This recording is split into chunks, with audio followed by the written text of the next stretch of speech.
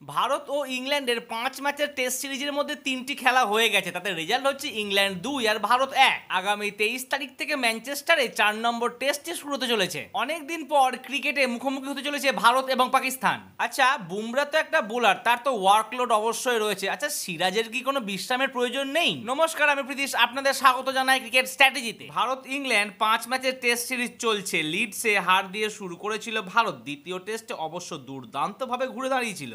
অ্যাজবেস্টনে ঐতিহাসিক জয়ের পর ভারতীয় দলকে নিয়ে প্রত্যাশাও বেড়েছিল। লর্ডসে সিরিজের তৃতীয় টেস্টে অল্পের জন্য হার, মাত্র 22 রানের ব্যবধানে আটকে যায় ভারতীয় দল। ম্যানচেস্টারে চতুর্থ টেস্ট, দলে একাধিক পরিবর্তনের সম্ভাবনা, পরিকল্পনায় বদলের ইঙ্গিত রয়েছে, কিন্তু বড় ধাক্কা ভারতীয় দলে পেসারের চোটে। লর্ডস টেস্ট জিতলে সিরিজ 2-1 এগিয়ে থাকতো ভারত। সেক্ষেত্রে কম্বিনেশন নিয়ে খুব একটা বেশি ভাবতে হতো না তাদের। পরিবর্তনের সম্ভাবনা বলতে জসপ্রীত বুমরাকে হয়তো বিশ্রাম দেওয়া হতে পারত, কিন্তু লর্ডসের হারে সিরিজ এখন মরণ বাছনের জায়গায়। তাই বুমরাকে বিশ্রামের পরিকল্পনা থেকে সরাতে হয়েছে। এখনো পর্যন্ত যা খবর, জসপ্রীত বুমরা ম্যানচেস্টারে খেলবেন, তেমনই পরিকল্পনা চলছে করুণ নায়ার এবং ওয়াশিংটন সুন্দরের পরিবর্তে সাই সুদর্শন কিংবা অভিমন্যু ঈশ্বরনকে খেলানো। যেই খেলুক না কেন, তাদের খবর পেতে হলে আমার এই ভিডিওতে করতে হবে লাইক আর চ্যানেলটাকে করতে হবে সাবস্ক্রাইব। ঢাকে কাঠি বিশ্ব চ্যাম্পিয়নশিপ অফ লেজেন্ডসের প্রতিযোগিতার আগামী 2 সপ্তাহ ধরে কিংবদন্তি ক্রিকেটাররা আবার মাতামাতি চালাবে ক্রিকেট দুনিয়ায়।